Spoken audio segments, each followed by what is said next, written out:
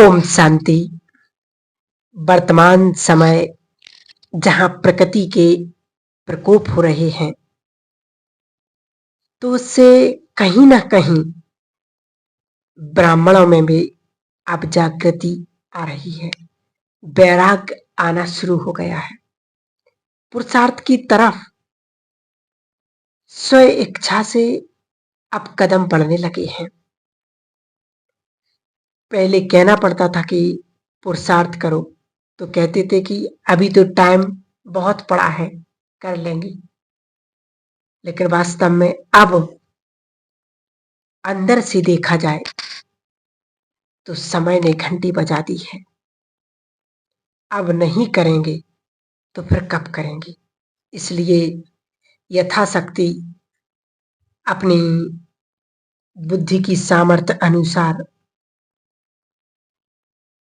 सभी पुरुषार्थ में लग चुके हैं और लगना भी चाहिए। तो वर्तमान समय के इशारे क्या कहते हैं, क्या करें हम? और जो बाबा ने हमें शिक्षा दी, जो बाबा हमसे चाहता है, बाबा से जो हमारी उम्मीदें हैं, उनको हमें पूर्ण करना है। एक तो हमें अपने योग को बढ़ाते जाना है, जहां है वहां नहीं, उसको और ऊपर ले जाना है। कुछ बैठकर, कुछ कर्म योगी बन करके, कुछ स्वयमानों का अभ्यास करके अपनी याद की यात्रा को बहुत आगे बढ़ाना है। जो ज्वालामुखी योग हो, जो कड़े संस्कारों को दग्ध कर दे और आत्मा के जन्म जन्मांतर की जो लेयर्स है उन्हें भस्म कर दे। तो एक ही संकल्प से ज्वालामुखी योग, इस योग से अपने विकर्मों को भस्म करें, क्योंकि आत्मा पर जो मैल चढ़ चुकी है, आज दुनिया में हर इंसान कहता कि भाई खाना पीना चेंज हो गया, इसलिए बीमारी बढ़ रही है या लोग बीमार हो रहे हैं, परेशान हो रहे हैं। लेकिन सचमुच ये तो एक कारण है ही, परंतु एक सूक्ष्म कारण है। जो इतनी संसार में आज बीमारियां बढ़ती जा रही हैं, वो है मनुष्य आत्माओं के पाप कर्मों की जागृति। आज हर आत्मा के पाप अब जागृत होना शुरू हो चुके हैं। इसलिए कोई ना कोई कारण से आज आत्माएं बीमार हैं, परेशान हैं। और संसार की जो हालत है, अब तो सचमुच समय ने घंटी बजा दी। कहीं बाढ़ तो कहीं भूकंप, कहीं धरती का फटना। ये वो समय आ गया है जो शास्त्रों में वर्णित है कि कलिकाल का समय, कि भगवान अवतरित होते, लेकिन परंतु भगवान तो अवतरण हो चुके हैं, वो अपना कार्य भी कर रहे हैं, नई सृष्टि की स्थापना भी कर रहे। परंतु बाबा ने कहा जो ज्ञान की नींद में है वो कभी पहचान नहीं सकते। जो सोए पड़े हैं वो सोए रहेंगे, परंतु जिन्होंने पहचान लिया, यदि वो सोए पड़े रहे तो उनसे बड़ा दुर्भाग्यशाली तो संसार में कोई हो ही नहीं सकता है। इसलिए अब समय को देखते हुए, इस महा भयंकारी समय को, इस दृश्य को देखते हुए अब स्वयं में वो चेंजिंग लानी है। आज संसार की हालत और संसार में रहने वाले लोगों की हालत बहुत बुरी हो चुकी। एक तरफ प्रकृति का महाप्रकोप, तो दूसरी तरफ बीमारियों का प्रकोप, तीसरी तरफ पांचों तत्वों का प्रकोप, भटकती आत्माओं का प्रकोप। ऐसी अनेक प्रकोप अब शुरू हो चुके हैं। इसलिए स्वयं को जागृत करके, समय को भांप कर, स्वयं को चौकन्ना करके अब मुझे वो पुरुषार्थ करना है जो मैं करने के लिए आई, जो भगवान ने मुझे चुना है। किस लिए चुना? स्वयं से बातें करें। क्या मैं वो पुरुषार्थ, वो तपस्या कर रहा हूं, कर रही हूं? जो मैं करने आई हूं, जो बाबा हमसे चाहता है, क्या मैं सत्युग के लायक वो पुरुषार्थ कर रही हूं? तो स्वयं से जब हम बातें करेंगे और समय को जब हम देखेंगे, तो अपने आप जीवन के अंदर एक वैराग्य आएगा। बाबा ने कहा तुम्हें शमशानी वैराग्य नहीं आना चाहिए कि जब कोई परिस्थिति आए, कोई समस्या आए, जैसे कहीं भूकंप हुआ, कहीं बाढ़ आई, तो फिर वैराग्य आना शुरू हो जाता है। परंतु बाबा ने कहा तुम्हें, उसको बाबा ने कहा शमशानी वैराग्य, तुम्हें ये शमशानी वैराग्य नहीं आना चाहिए। तुम्हें हमेशा, क्योंकि बाबा ने कहा हर घड़ी अंतिम घड़ी है। मम्मा हमेशा समझती थी हर घड़ी अंतिम घड़ी। तो अब तो सचमुच वो समय आ चुका। इसलिए जब हम हर घड़ी को अंतिम घड़ी समझेंगे, ऑटोमेटिक हमारा पुरुषार्थ उस गति की ओर जाने लगेगा। तो बाबा ने कहा कि जितने हमारी आत्मा के ऊपर जन्म जन्मांतर के दाग हैं, पाप कर्म हैं, वो सिर्फ ज्वालामुखी योग से ही भस्म हो सकेंगे। तो समय रहते योग बल से, इस ज्वालामुखी योग से हमें उसे भस्म करना है। क्योंकि यदि हम योग बल से नहीं करेंगे तो फिर भोग बल से करना पड़ेगा, बीमारियों से, समस्याओं से, परिस्थितियों से। इसलिए जहां एक तो होता है नॉर्मली योग और एक होता है ज्वालामुखी योग, इसलिए योग में विशेष ध्यान देंगे कि सकाश देनी है मुझे विश्व को, प्रकृति को। पूरा संसार त्राहिमाम जैसे कर रहा है, भयभीत कर रहा है, चिंता में है, टेंशन में है, अनिश्चितता है, एक घबराहट है, एक टेंशन जैसे हालात हैं। लोग सो नहीं पा रहे रात को। तो ऐसे समय हम अपने योग को भी, उस योग के साथ साथ हमें उन आत्माओं को शक्ति का दान देना है। ये हमारा परम कर्तव्य है उन आत्माओं के लिए। कई बार बाबा कहते थे कि तुम्हें अपने भाई बहनों की पुकार सुनाई नहीं पड़ती, तो अपने जीवन के कीमती वक्त को निकाल करके विशेष हम सकाश देंगे। जो आत्माएं दुखी में हैं, परेशान हैं, उन्हें हम योग के द्वारा उन्हें शक्ति का दान देंगे। उस महाज्योति शिव बाबा से जुड़ करके उसके पावरफुल वाइब्रेशन स्वयं में ग्रहण करके, और फिर हम अपने से ये वाइब्रेशंस पूरे संसार में फैलाएंगे, पूरे विश्व के गोले पर फैलाएंगे, भारत के नक्शे पर फैलाएंगे, ताकि आत्माओं की चित्त की शांति प्राप्त हो, आत्माओं को शक्ति प्राप्त हो और उनमें निर्भयता आए जीवन जीने की, फिर से उन्हें उम्मीद दिखाई दी। तो इस प्रकार से हम मनसा सेवा करेंगे अपनी शुभ भावनाओं के द्वारा, अपने दुआओं के बल के द्वारा पूरे विश्व की आत्माओं को शक्ति और शांति प्रदान करनी है। और दूसरा, प्रकृति को हम देख रहे कि ऐसे भूकंप जो आ रहे हैं, कई जगह ज्वालामुखी फट रहे हैं। तो जब ज्वालामुखी फटेगा तो संसार में कितनी हालत खराब हो जाएगी। तो वास्तव में प्रकृति भी अपने अब ट्रेलर दिखा रही है। पाप का बोझ इस धरती पर बहुत बढ़ गया है। हम सब सुनते आते हैं कि जब पाप का बोझ बढ़ जाता है तो धरती फट जाती है। तो वास्तव में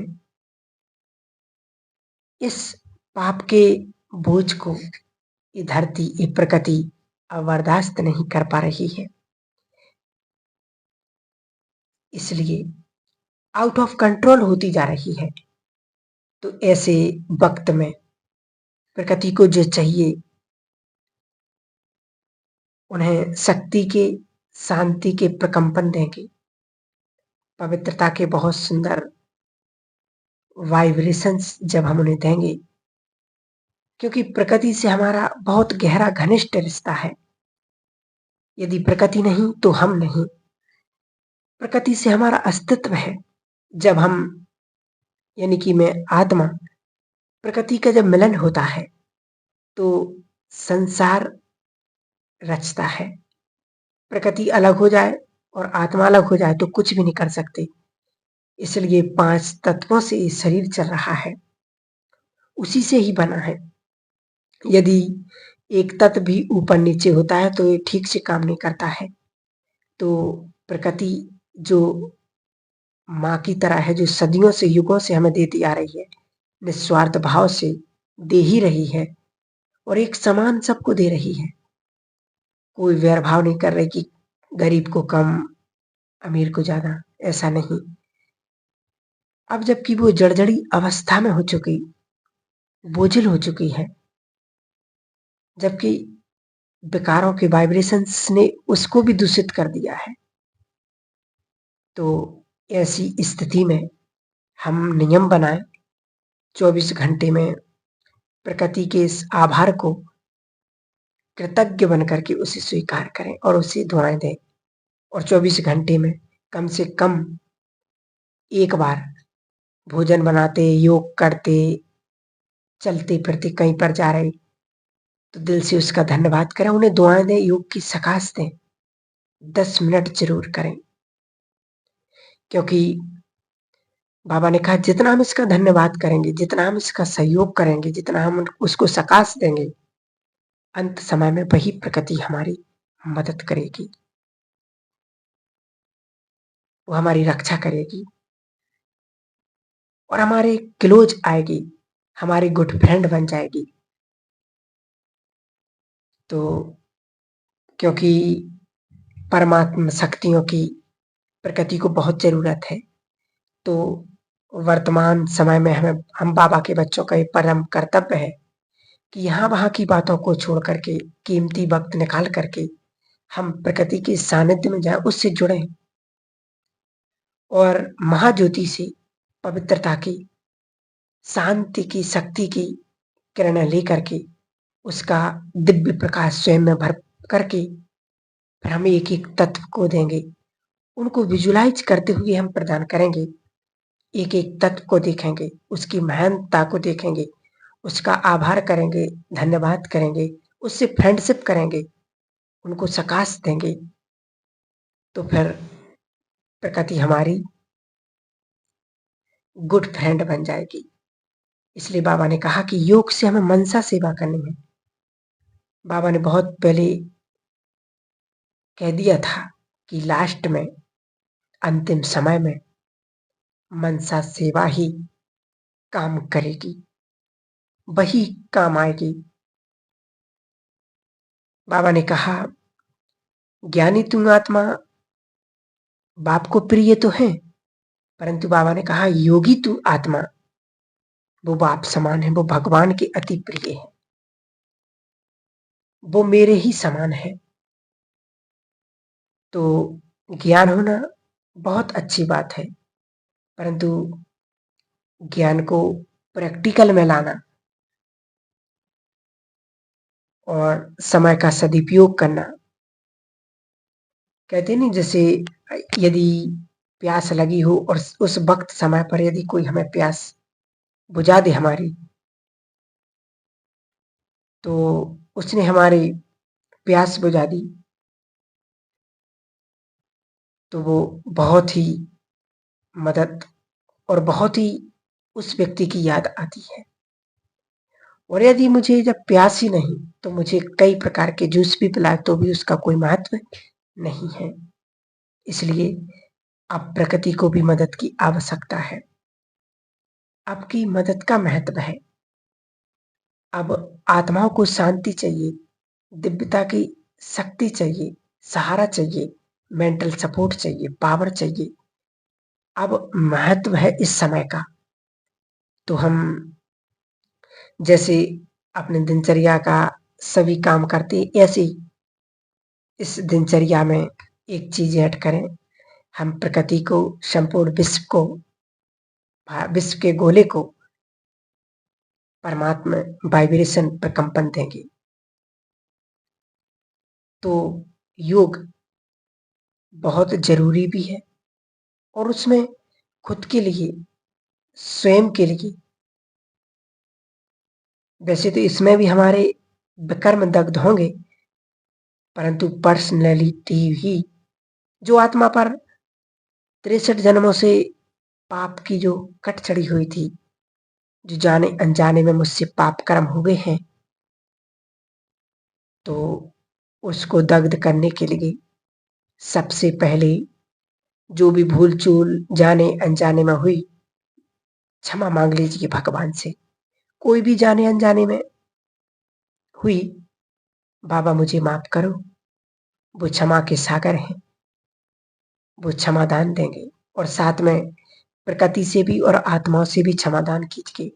जिस भी आत्मा से को मैंने मन वचन कर्म से कष्ट पहुंचा हो, उसे मैं सच्चे दिल से क्षमा याचना करती हूँ, करता हूँ और उन्हें भी माफ करती हूँ। और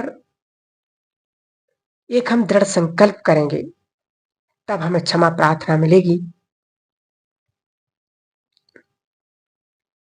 और जब हम दृढ़ संकल्प करेंगे, तो प्रकृति, पूरी कायनात, परमात्मा हमें माफ करने में लग जाएगा। इसलिए अटेंशन देंगे। तो और आजकल मन के रोग भी बहुत बढ़ रहे हैं, इसलिए अपने मन को सुंदर बनाने के लिए, पॉजिटिव बनाने के लिए, पॉजिटिव के साथ साथ पावरफुल थॉट करेंगे, उलझे नहीं। कभी कभी क्या होता है कि जाने अनजाने में क्या हो गया, कैसे हो गया, ऐसी सारी बातों को सोचते हुए हम अपने मन को डिस्टर्ब कर लेते हैं। परंतु अब समय वो चल रहा है कि ना अपने मन को उलझाना है, ना व्यर्थ में, ना फालतू की बातों में, ना कभी नेगेटिव सोचना है। क्या होगा, कैसे होगा। जब हम पॉजिटिव सोचेंगे, सब कुछ अच्छा होगा, भगवान साथ है, कभी गलत नहीं हो सकता है। तो निश्चित ही पॉजिटिव संकल्प ही, कहते हैं नहीं, मन की शक्ति से बड़ा इस संसार में और कोई नहीं। यदि मन स्ट्रांग है, मन पावरफुल है, तो कोई भी समस्या, कोई भी परिस्थिति हमारे पास टिक नहीं सकती। कोई भी बीमारी, कोई भी दिक्कत आ नहीं सकती है। आएगी, चली जाएगी। यदि मन पावरफुल है, मन स्ट्रांग है, और मन यदि डिस्टर्ब हो गया, तो फिर कितना भी बड़ा डॉक्टर हो, कितना भी कुछ भी हो, वो फिर उस परिस्थिति पर विजय प्राप्त नहीं कर सकता। इसलिए स्वयं के मन को इतना पावरफुल, इतना स्ट्रांग बनाए। वही हमारा सच्चा मित्र है, वही सच्चा हमारा दोस्त है। ओम शांति।